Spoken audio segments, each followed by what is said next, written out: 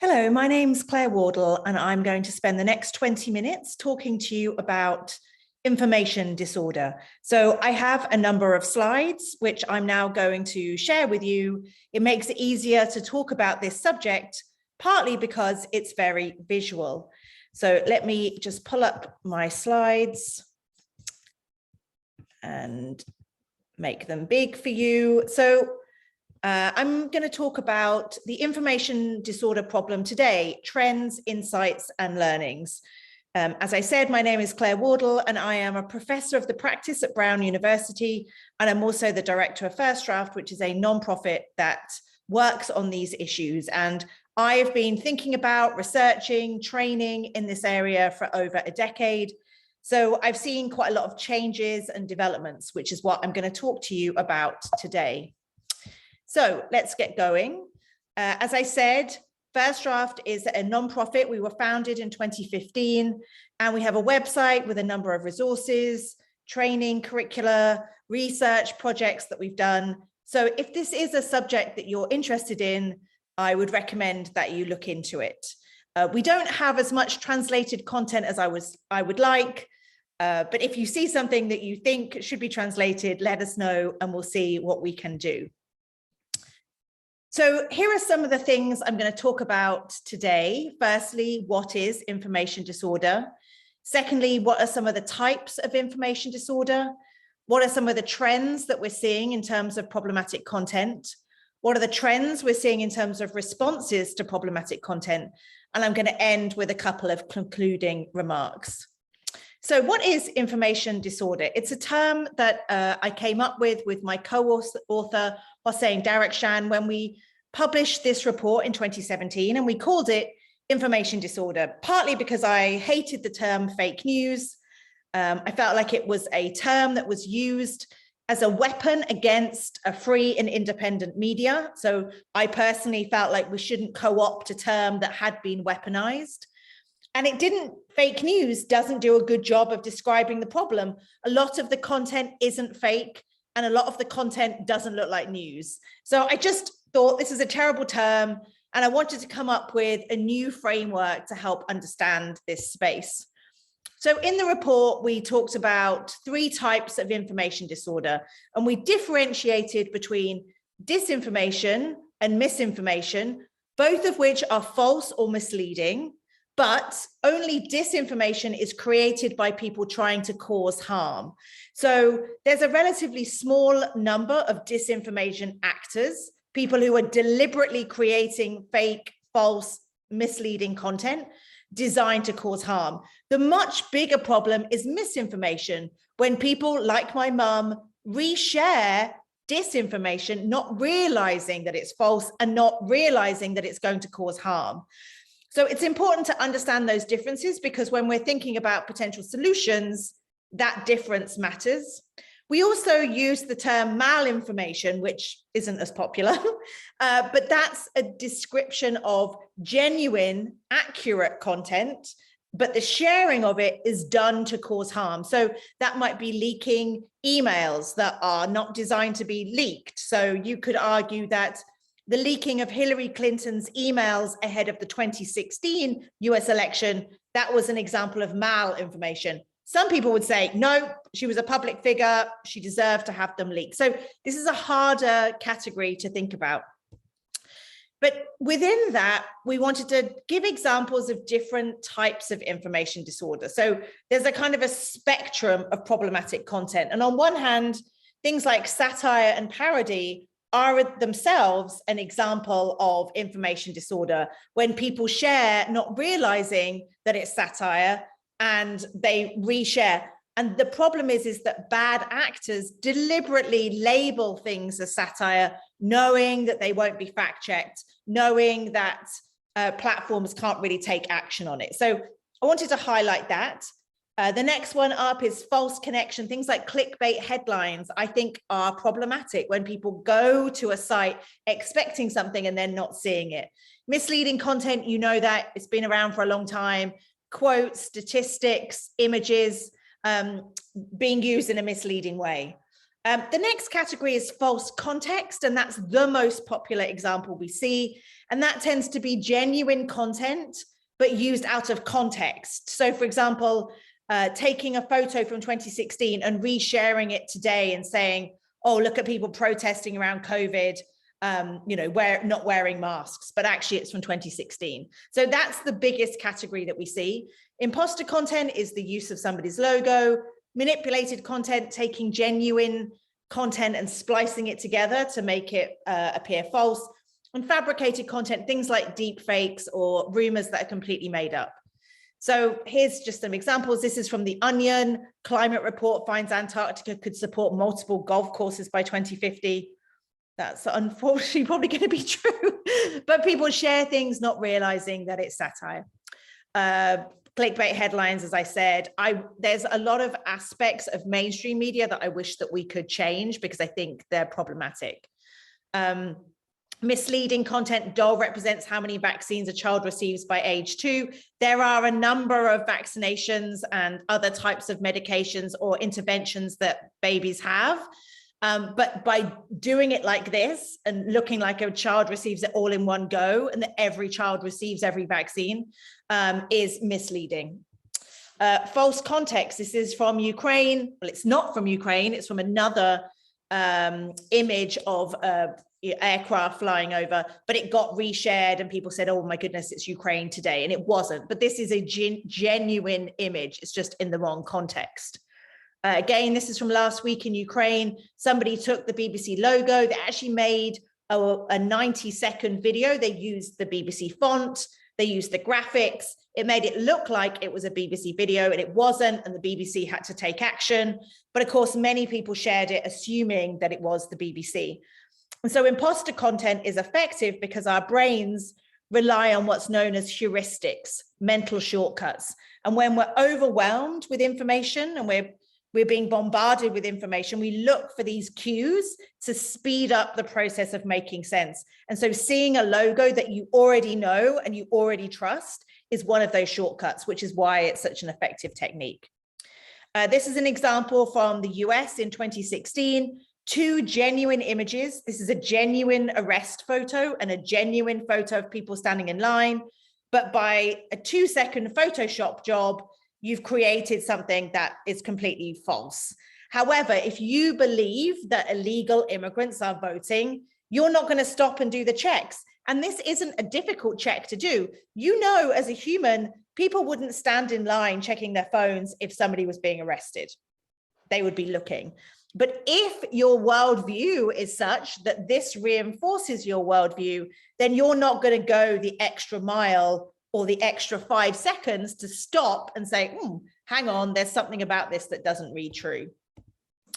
And this is from last 2 weeks ago in Ukraine, a deep fake of Zelensky created by artificial intelligence. Luckily, it's a very bad example. The technology is still not sophisticated enough to really fool anybody, but the technology is getting more sophisticated, but detection technology is also getting more sophisticated. So we're in this kind of race to ensure that the two sides keep in line with each other, because really, really effective deep fakes. In this example, Zelensky is basically telling Ukrainian soldiers to give up.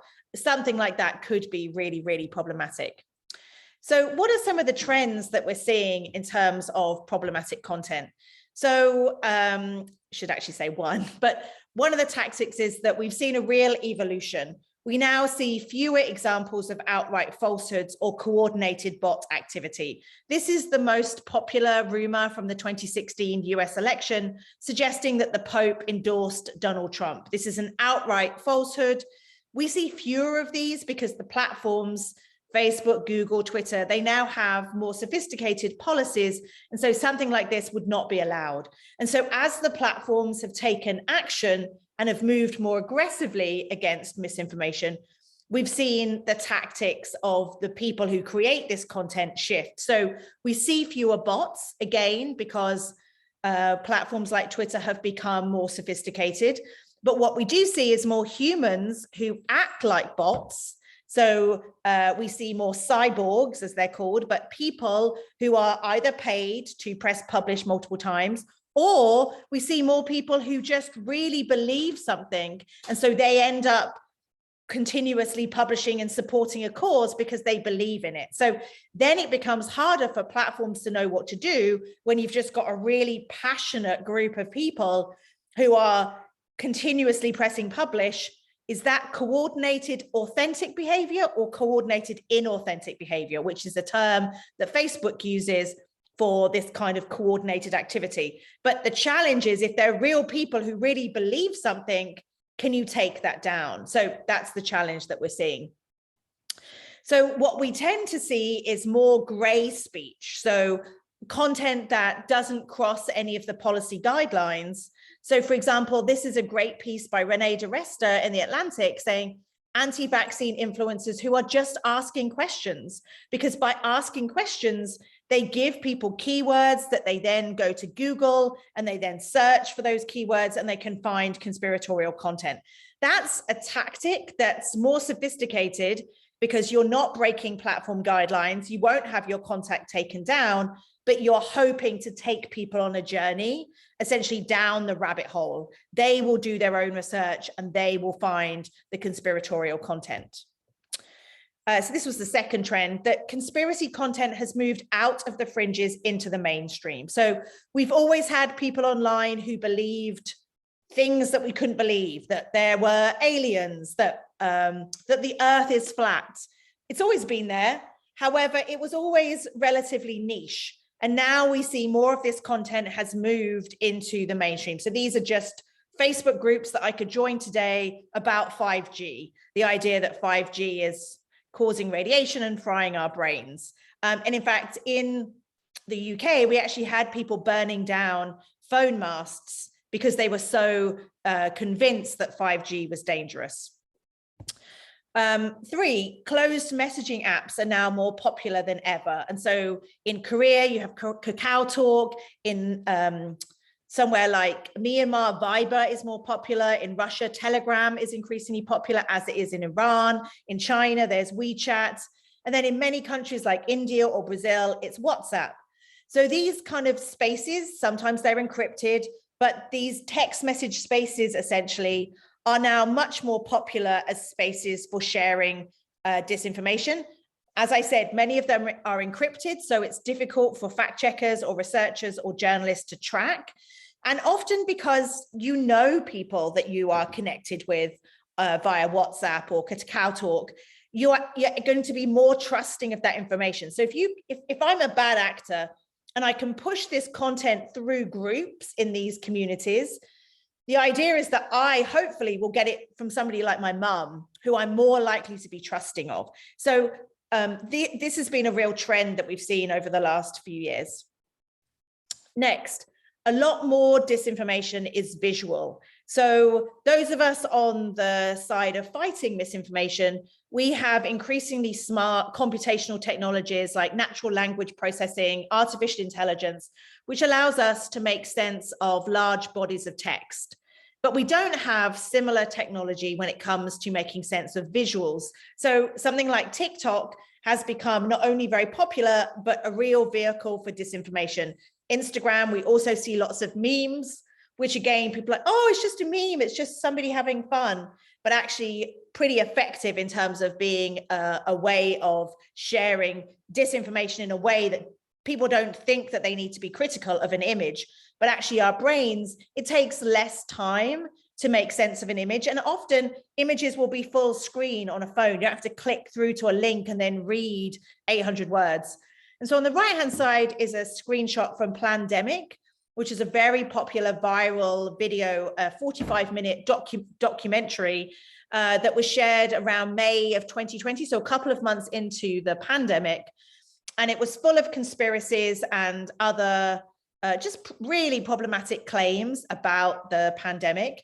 But as you can see, it looks like a Netflix program. It's really slick, really nice fonts, really well designed.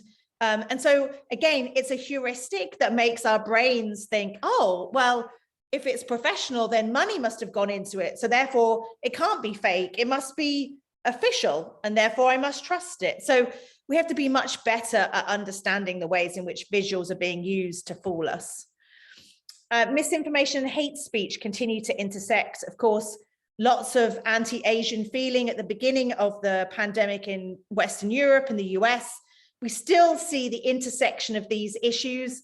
And as the most effective disinformation agents teach us, they are looking for existing wedges in societies. And that's what they're trying to kind of really put a foundation under those existing wedge issues, those tensions that already exist. So the idea that disinformation is there to change people's minds or to convince people, that is wrong. Disinformation is designed to reinforce existing tensions and to sow confusion and chaos. And unfortunately, divisions about race, religion, ethnicity are exactly the type of divisions that disinformation actors like to take advantage of. And finally, another trend is something that we call data deficit. So if you think about the information supply chain, there's a lot of focus at the end of the supply chain, lots of focus and money and resources going on misinformation. But actually, misinformation flourishes when there's an absence of quality information. So as you can see, there's often really valid questions people have. So at the beginning of the vaccine rollout, people were like, what is mRNA? I don't know, which is the underlying technology for two of the biggest vaccines in the US. Or people saying, can the vaccine cause infertility? These aren't conspiracy theorists, probably. These are just people asking questions. Now, if they can't find really good quality answers to these kind of questions from the government, their local health authority, et cetera, they are really vulnerable to conspiracy theorists who are also tracking these questions and creating content to answer these questions. But the content they're creating is conspiratorial. So we at First Draft spend a lot of time talking about the importance of filling those spaces, those questions that people have. They require good quality answers, because if we ignore that, it creates a vacuum, and it's those vacuums that get filled with misinformation. So in terms of the trends in responses, we're seeing a lot more labeling from the platform. So in 2016, Facebook partnered with the third-party fact-checking network. So they have fact checkers in almost every country around the world now. They partner with them, and when they see content that the fact checkers have said is false, they then use artificial intelligence to find all the examples of that claim. Maybe it's in a video, in a photo, it's in a blog post. They find all of those examples and they add labels saying this has been basically deemed problematic by fact checkers. We're now seeing more labels that say something is state-sponsored. We're seeing that around Ukraine.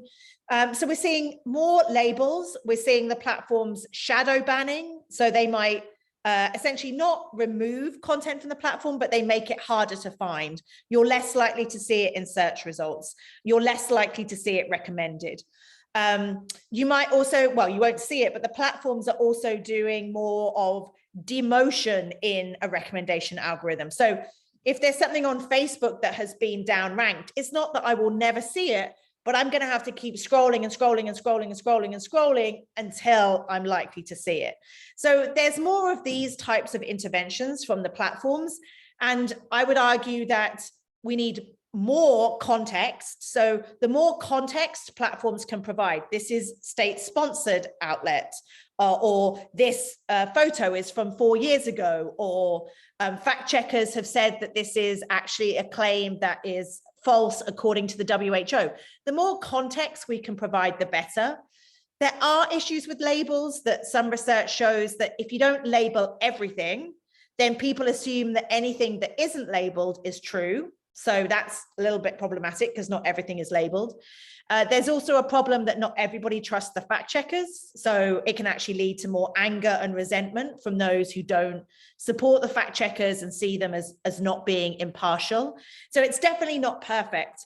And I'm actually more of a proponent of types of interventions that really get at us as humans, as our psychology, because we're never going to get rid of misinformation completely. As humans, we've always enjoyed gossip. There's always been rumors. There's always been problems throughout history with false information. So we're never going to get rid of it. Just because we have Facebook and Twitter and Instagram, the problem is it moves faster than ever. But the idea that humans like to consume this kind of content, that's never going to go away. So I think it's actually much more sensible for us to have a long-term strategy to also work on ways to help humans navigate these polluted information environments. So I often say, we're never going to get rid of the problematic rays that come out of sunshine. I am pale, I've got freckles, I'm British. It doesn't mean I can never go out in the sun. It means I've learned to put on sun cream before I go out. I put a big hat on. I've learned to navigate an environment that has harmful pollution. And so that's what I talk about when we think about these issues. So one of the most exciting interventions is something called inoculation. And John Cook, this is an example of an article he wrote. He's a researcher that looks at climate change misinformation. And what he's shown is that when you actually teach people the tactics and techniques of bad actors, they are much better at spotting misinformation when they see it. Because in their minds, it's not about the subject of the claim, which can get confused by their own worldviews, their own understandings, their own belief systems. Instead, people are like, oh, well, this looks like somebody might be trying to manipulate me. And so this is what John says. I found that explaining the misinformation technique completely neutralized the misinformation's influence without even mentioning the misinformation specifically. And he ends, whether you're conservative or liberal, no one wants to be deceived by misleading techniques. So that's what's so encouraging here, is that when you take out the specifics of the claim and focus on the tactics, it can be more effective. And this is a game that was created by a researcher at the University of Cambridge, Sander van der Linden, called Go Viral. And when it was evaluated, this 5-minute game that taught people tactics and techniques was effective. Even 2 weeks after people played the game, they were still much better at identifying misinformation when they saw it. And even at First Draft, we created a 2-week text message course called Protection from Deception in the lead up to the US 2020 election, teaching people some of those tactics. And we're now doing another course with the WHO around health misinformation, teaching people some of those tactics and what they should be careful about. And inoculation is the bigger theory, but one of the examples within that is called prebunking. So this is when you don't just talk about the tactics and techniques, you say, it is very likely you are going to see these types of rumors.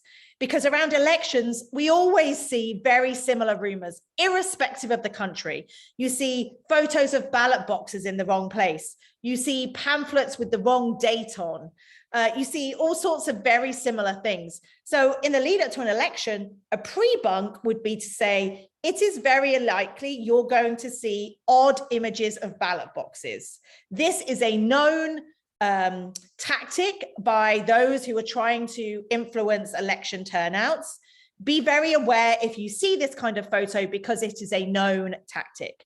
Here's in the health space, this is another piece by Renee DeResta, and she's saying, by pre-bunking, you can say to people, there have been people trying to undermine vaccines since smallpox.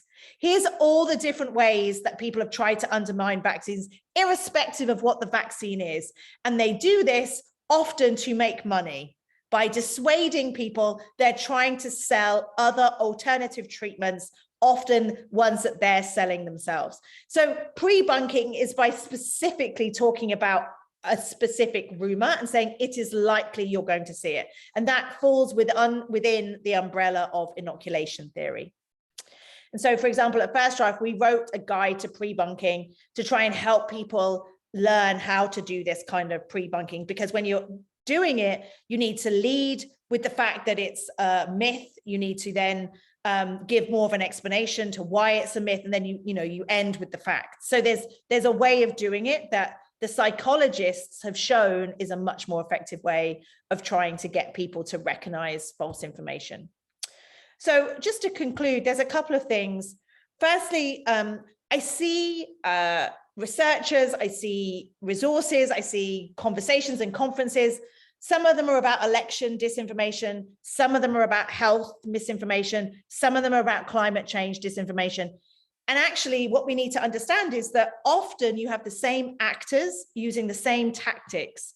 And the more that we are divided and we don't understand that this is all the same kind of movement, that we're actually not as prepared as we should be. So also we should talk to people, the public, about this as well, so they don't see this as being separate. It's all the same thing. And the last thing I would say is, and this is actually a quote taken from an excellent documentary by the New York Times called Operation Infection, where they interviewed some old spies from Russia in the 1980s. And one of them says, it's like drops of water. Every single rumor or myth, or now I think about this as a piece of content on Facebook or YouTube, every one of those pieces of content won't do harm.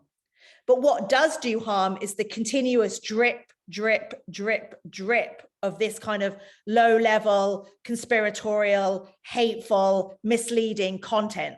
Often it doesn't break the platform rules, so it doesn't get taken down, it doesn't get labeled, it's examples of gray speech. But over time, this kind of content wears away at the rock.